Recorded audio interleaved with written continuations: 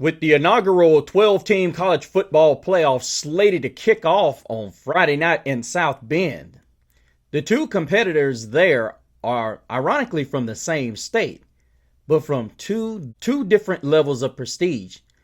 One team has enjoyed prestige for the last 150 years.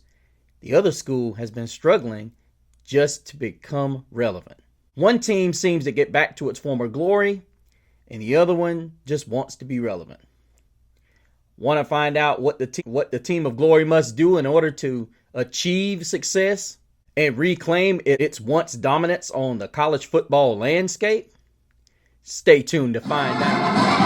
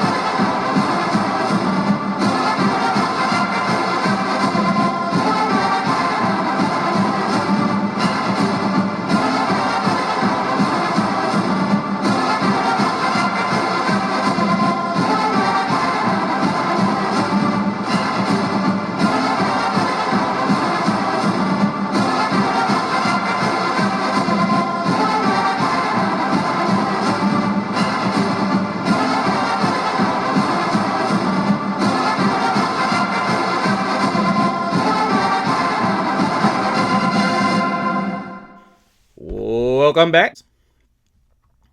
Thank you all for joining us. Of course, you're here with your man, Mr. CeeLo. And I hope you guys are doing great. Just joining you for another edition of the Perfect Bracket Championship Edition. That has a good ring to it. I like that. The Perfect Bracket. Mr. CeeLo edition. But let us get to a quick little bit of housekeeping. Mr. CeeLo's crunch for time. Let's get this done. Who is your vote to win the Heisman Trophy? And looking here, 47% of you guys said Ashton Jonty. Make that 48% of you said Ashton Jonty. 2% of you guys said Cam Ward. 45% of you said Travis Hunter. 2% said Dylan Gabriel. 2% said Tyler Warren. And 1% said Shedeur Sanders. Thank you, Christian Brighton, for that addition, because I think he was a forgotten guy in all of this. Thank you so much for that. But, and as I said, Ashton Jonty was shysted for this, and I honestly don't like it. And it goes back to, just one of those situations where, there you go. Sometimes players that are quiet don't get nearly as much, and I think if Ashton Jonty would have been gloating, or Cam Ward would have been gloating, because let's keep it in perspective, you guys. Cam Ward and Ashton Jonty dominated the Heisman watch. I mean, it seemed like every week, especially the first part of the year, it was Cam Ward just eating up the press. And I just don't understand how you could say a guy who you had to get Dion to say almost every game said, I think he had a great game and this, that, and the other. And bro, we saw highlights of Jonty and Cam Ward. And even Dylan Gabriel. Where were you at? I mean, it took, 2 games? And then I heard comparisons to Charles Woodson. Bro, don't even do that. This guy single-handedly beat Ohio State by himself. You don't even have a signature game.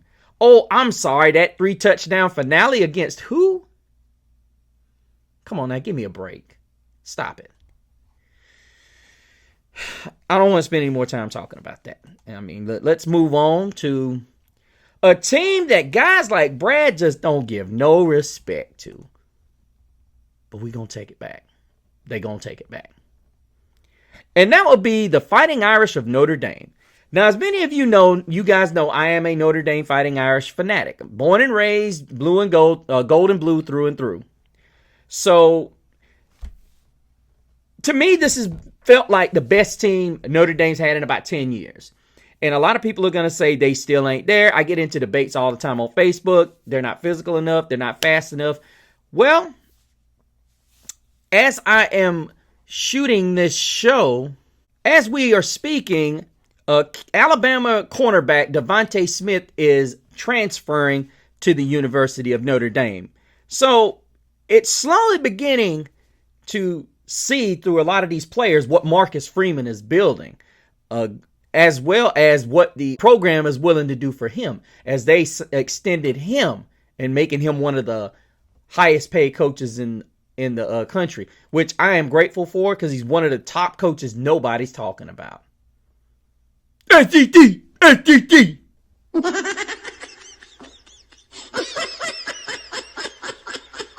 Just get tired of hearing that narrative the only good football is played in the Southeastern Conference. I don't believe anything. But for those of you who don't know, let us introduce you to the Notre Dame Fighting Irish, shall we? Now, contrary to what Paul Weinbaum says, this is a football team that is very quietly one of the top running teams in the country. Whether people look at this or not, you've got a guy in Jeremiah Love who is just 51 yards from 1,000. Riley Leonard has 721 yards on the year. Jadarian Price has 651. And you've got Love has 15 touchdowns, Leonard has 14 touchdowns, and Jadarian Price has 7 touchdowns. All three of these guys are very dangerous. And the reality of it is they're both different in their own way. Jeremiah Love is a strong back, but he's very agile and very fast. Already being looked at by the National Football League.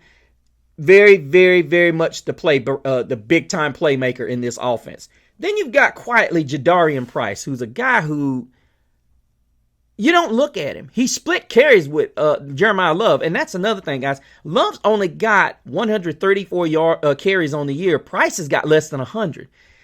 All three of these guys, this is what makes them dangerous. And you can even throw a freshman, Aeneas Williams, in here. Neither one of these guys have average less than 5.8 yards a carry. Love averages 7.1, Jadarian Price 7.3, Riley Leonard 5.8, and of course Aeneas Williams 6.7. The big issue most teams have with this football team is knowing when and where they're going to hit you from. Now, I will say this, for a team that does not do a lot of misdirection and a team that does not disguise what they're doing, they run the ball so well. And this is why Notre Dame is one of the top offensive line groups in the country. That is what they recruit. They consistently get some of the best linemen in the country. As you've seen, they've had tackles go in the first round. Joe Alt's one of those guys. You've got several guys that went in the second and third round this past year. And what's scary is Notre Dame's two best offensive linemen are out for the season. And they're going to be redshirted. So you're going to have several more years of this great big offensive line coming. And the scary part is, with this bracket that I'm about to show you guys, Notre Dame wins a national championship. This is going to be on notice for everybody in the country. Because what's happening is this team is reloading. They've already got several guys out this season with injury. Guys like in the secondary, Benjamin Morrison. And guys on the defensive side of the ball you got guys like Boubacar Traore, who had 3 sacks in just a handful of games. And you see Jordan Patella, who was also off to a big start for the Irish. These are guys that, and what's scary is guys like Junior Tuialamaka, who came up, had 2 sacks, and he's got an interception. And Jason Onye, these are guys that are backups that are coming out here making a difference. So while people laugh and chuckle at Notre Dame, this is a team that is building. Marcus Freeman's getting this team up there to be a consistent contender. And this year's going to prove it. They're going to make a big run into the college football playoff. The only question is, can they knock off the one big bad wolf that they would have in this entire segment, which is a top 5, a literal top 5 super team. And I would call them let me rephrase that, a top 5 elite. That's what you want. They had their chance against Ohio State. They muffed it. Had a chance against Georgia. They muffed it. But this is their opportunity. Many in South Bend are saying that this needs to be the year. If it's going to happen, it's going to happen this year. But let's go around, like we said, and let's meet the Notre Dame Fighting Irish. Everybody talks about the running game, but nobody really talks about the passing game. Riley Leonard, this is a guy that has really become a much better passer. A lot of people say there's not been a lot of depth at receiver, or a lot of guys who can make plays at receiver. I beg to differ. The issue has been Riley Leonard. And I think ultimately, this is a guy that is going to make enough plays. You got Bo Collins, who had 34 grabs for 427 yards. Jaden Grayhouse, 26, 345. Mitchell Evans, the All-American at 272, but he's got 3 touchdown grabs. Jaden Harrison, who's become a somewhat of a middle of the deep, I guess you could say he is Notre Dame's deep threat. Then you got Jordan Faison, who's done a great job getting down the field. Chris Mitchell on the way as well. And then you've got Eli Raridon, who has been a huge red zone target for Riley Leonard, along with Cooper Flanagan. You've got Eli Raridon, and this is where I believe he's going to be huge in these playoffs. He's 6'7", 250, and if you watch the USC game, he just made it look easy. Cooper Flanagan is another one. He is 6'6", another big target. And then you also have Deion Colsey, the 6'4", 212-pound senior who's getting to see more and more playing time. I believe these big receivers are going to be huge in this college football playoff. But let's get started with Notre Dame's path to the perfect path. Mr. CeeLo's perfect path to the national title. As you know, Notre Dame has they have no choice as to whether they play Indiana or Georgia. But they do have a choice as to how they play them. Now, going against Indiana in South Bend. Now, everybody's knowing that this game is going to be darn near below freezing by the time this game kicks off. There's going to be 2 factors that are going to play into Notre Dame's favor. One, it's going to be the snow. Because what happens is Rourke and the Indiana offense not going to be able to do well in that snow. Very difficult to throw the football in the snow, especially with the wind blowing. Now, if Notre Dame can get their running game going, this is going to be massive because ultimately, Indiana's not a great running team, but they can run it. That's the thing that Indiana tricks people with. They give the impression that, hey, Indiana doesn't run the football. Notre Dame has been shown that they can be gashed with the run. Not to the point where it's damaging, but they can be gashed in a situation where it could turn out to be, okay, they're giving up a lot of runs. You got Tyson Lawton with 634 and Justice Ellison at 811. Now, both of these guys have 10, 12 touchdowns between them. You got 22. So Indiana can run the football. They will spread it out. Meanwhile, you got Curtis Rourke, who's thrown 27 touchdowns to 4 interceptions. Those numbers are slightly skewed because of the type of competition they played. Now, if Notre Dame can put Indiana in a throwing type position, this bodes well because they are the top 3 passing defense in the country. Now, here's the other thing. Most people don't talk about Notre Dame's ability to heat up the passer. Everybody's talking, they don't get pressure like Ohio State. Well, I beg to differ. The thing is, Notre Dame does not have one guy that sticks out. That's the thing when people look at Notre Dame. They don't look at how this team really doesn't have a bunch of guys. They heat you up. They've got 30 sacks on the season, led by Riley Mills, Howard Cross, who's been in and out of the lineup. He would have more than that if he was not hurt. But then you got Donovan Henish at 3.5. As I said, Boubacar Traore has 3 sacks. And then you look at how Jalen Sneed has come on and really played exceptionally well. But a lot of these offenses have become more and more accustomed to what Notre Dame likes to do. And like I said, you got Junior Tuihalamaka, who has played well, Jason Onye, and of course the ageless wonder, Jack Kaiser. And there's so many guys that are just getting into it. These guys are just really getting into it and really playing exceptionally well. You got so many of these guys that have come along and just played such exceptional football. Not to mention that secondary that has they've been such a ball hawkish group, led by, once again, the All-American and former Bednarik Award winner Xavier Watts. And that's why I say that Travis Hunter is a disgrace to the award. No offense to him. Even Watts had more interceptions than he did. And Watts is a converted wide receiver. Did you hear what I said? Converted wide receiver for all you Hunter lovers. Yeah. So it could have been done here too. Just to let you know.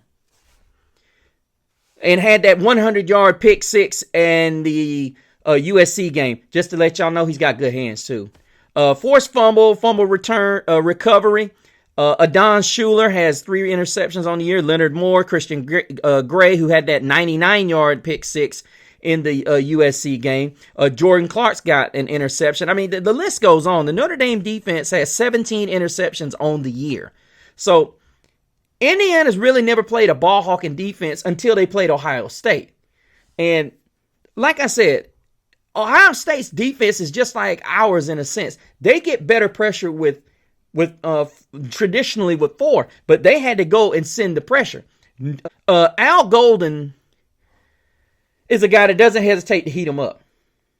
And I think ultimately that's what's going to cost Indiana. And let's back up a little bit. Everybody made the statement that if Indiana takes care of the ball on special teams, this is a different game. Well, guess what? Notre Dame's blocked 5 kicks and nearly gotten several others. And this game's going to be cold and possibly in the snow. It don't get no better, Hoosier fans. I think when you start overlooking one aspect of the ball that Coach Marcus Freeman has preached since he's been here, and teams overlook it, he makes you pay. This is why Notre Dame is going to be separated from a lot of other teams in this college football playoff. They don't ignore special teams. Now, the only thing I could say is a weakness is their kicking game, meaning field goals. But outside of everything else, from the kick returns to punt returns to punt blocks, they pay attention to detail. And for that matter, I think that they get a block. It sets them up. Notre Dame's going to be able to lean on them eventually later on in this game. I think Notre Dame not only takes the 7 points, but they end up winning big. I think they run the ball. I think Riley Leonard has a big game running the football along with Jeremiah Love and possibly Jadarian Price. And I think our secondary shows the entire country what Al Golden blitz package looks like. Now, moving on to that next game, which would be a game that many in this area would love to have a ticket to. It's going to be the All-State Sugar Bowl, where the Irish would face off against the Georgia Bulldogs. Ain't that right, Brad? Now, there are a lot of people that say Notre Dame can't compete with the teams of the SEC. I beg to differ. We walked into College Station. Smacked A&M. You heard me? Smacked them. The Notre Dame Fighting Irish are not afraid of the Southeastern Conference. Now, we played Louisville, beat Louisville, a team that smacked Kentucky. A team that y'all hold in such high regards. And I'm just talking about the SEC fan base. With that being said, looking at this game, everybody talks about how Texas is this and Texas is that. Much like the Irish, the Texas Longhorns only had a handful of games that you can really shake a stick at. But Georgia is probably going to be dealing with Carson Beck not being here. Now, I will say this. At the end of the day, whether Carson Beck plays or whether he doesn't play, the Irish are going to have to stick the run game. Because ultimately, when the Dogs have gotten in trouble, that's what they do. And believe it or not, Georgia still got a pretty stout offensive line. And they can fool you. And this Etienne kid who transferred out of Florida, this is a guy that has some wheels. But ultimately, he hasn't played a defense where he's going to get smacked by a couple of linebackers. He's played a lot of teams that play these 4-3s. And he's not used to trying to figure out what linebacker is going to come and what safety is going to come. Now, I will say this. This is the kind of physical game that we haven't seen outside of Army and Navy. Now, you can chuckle all you want to. Army and Navy are a physical football team. Maybe not the type of physicality that you think about when you associate it. But this is the team when you wake up the next day, you're sore. You're going to have to get a couple ice packs. But ultimately, Notre Dame is going to run the football, stay patient with it, and pull the same game plan that Georgia Tech used on them. Riley Leonard has a massive game, and ultimately what happens in this one is that I'm basing this game off of Carson Beck not playing. Now, if we get the notion that Carson Beck is going to play, then I'll change the approach here. But right now we're going with Beck's not playing. They're going to heat up Gunnar Stockton. And yes, I agree. Texas's guys were physical, but they weren't nearly physical enough. And I think ultimately Texas didn't blitz enough, which is a shock. You can hardly say that about a Texas team. They usually bring the heat, but Al Golden's going to heat him up. Al Golden's going to heat Gunnar Stockton up. He's going to have to make some plays. And I don't think he's going to be able to make enough because I think ultimately Georgia's defensive line gets worn down. Because needless to say, when you're out there trying to go up against Notre Dame's guys, what's going to happen is they're going to give you a couple of things, not necessarily to look at, but to think about, especially with Riley Leonard. And ultimately, if they get to a point where they're misdirecting you and they get those pulling guards going, you're going to have problems. Because the biggest issue with Georgia's defense is they go at the first thing they look at. The first thing they see, they jump at it. I think Notre Dame is going to ultimately continue to push down the field. And a lot of people are going to say they're not that physical. Oh, they are. I think ultimately that when you look at this game, you do see that the Dogs do have some physical guys on that defensive line. However, you got to have some speed on that line too. And I ultimately think that the Bulldogs have some very skilled guys on the outside. However, when you get guys that weigh 300 pounds pushing on and leaning on you as well, it's not that easy to deal with. And then with that misdirection and guys like Jeremiah Love that are coming up, they do a great job keeping their linebackers clean. But the question is, can they get penetration? That's the question. And I think Riley Leonard becomes the X factor, especially being that Georgia Tech was able to do what they did with the decent line that they had. And Haynes King being not Riley Leonard. And Georgia Tech not having but one running back, but the Irish have 3 running backs. 2 possible All-Americans.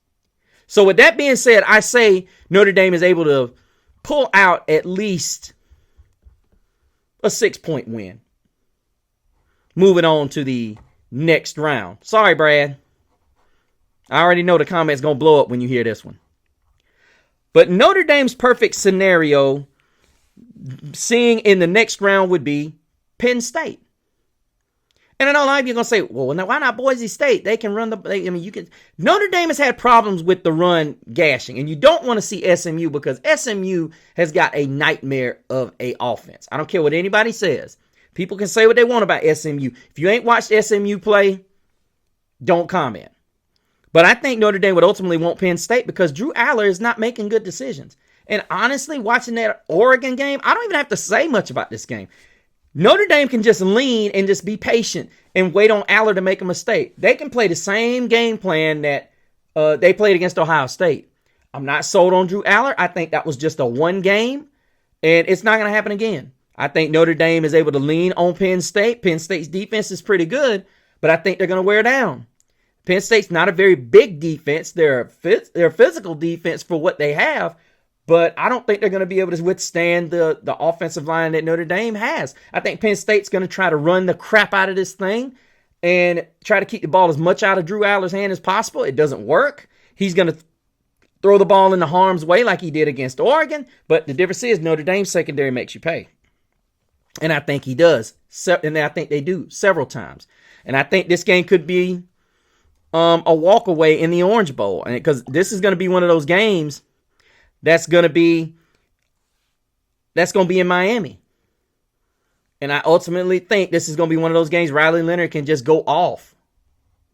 They've not faced a team like the Irish. They will, if they get this far, they will have faced a team like this within SMU.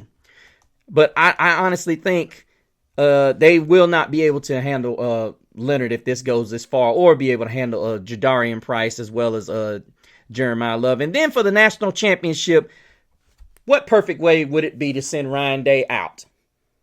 And that's another thing. I don't want to see Ryan Day fired. I'm not a fan of him, but that comment he made last year, being PO'd about Nick Luholt saying what he said. Dude, you just won the game with 10 guys on the field. I think this is a game that's pretty even, with the exception of one thing. Notre Dame's secondary. Ohio State's secondary, they grab and they hold a lot because they're not very good in coverage.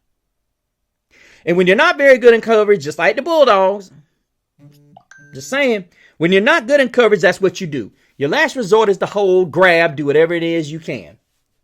And that's fine. I mean, a lot of people are going to say, well, look at USC. Well, here's the problem with the USC game. They were throwing back shoulder fades. And that's fine. That by any means necessary. It ended up costing them 2 pick sixes too.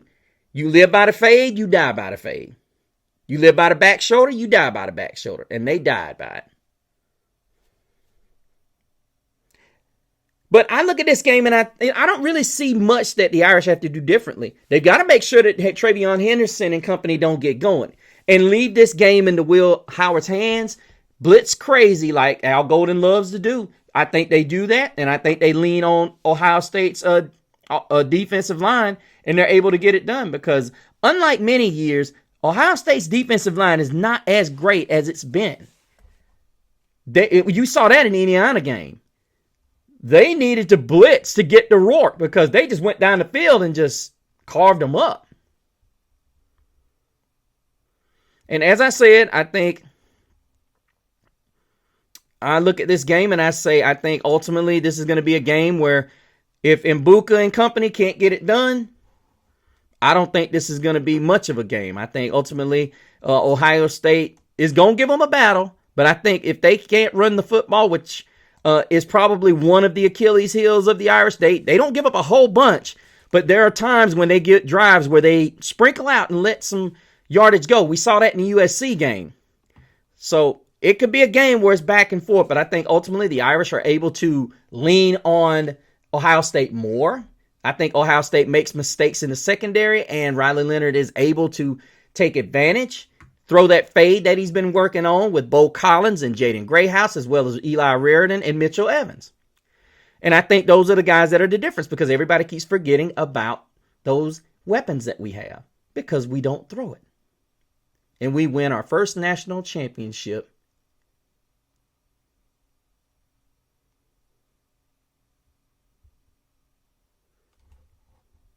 since 1988.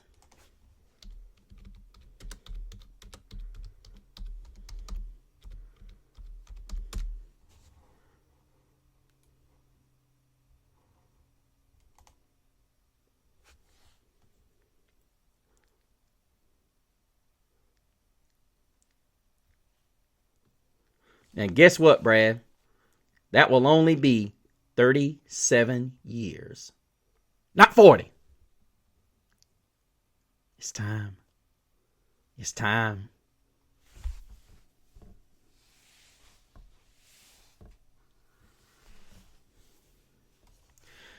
Let me know what you guys think about Notre Dame's perfect bracket to the national championship.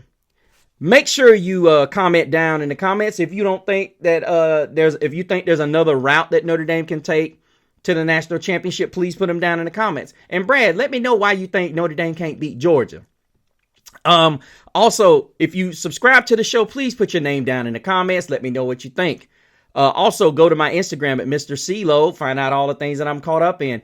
Also, go to the Facebook group. Until we meet again. May the road rise up to meet you. May the wind be always at your back. May the sun rise warm upon your face. May the rains fall soft upon your fields. And until we meet again, May God hold you in the palm of his hand.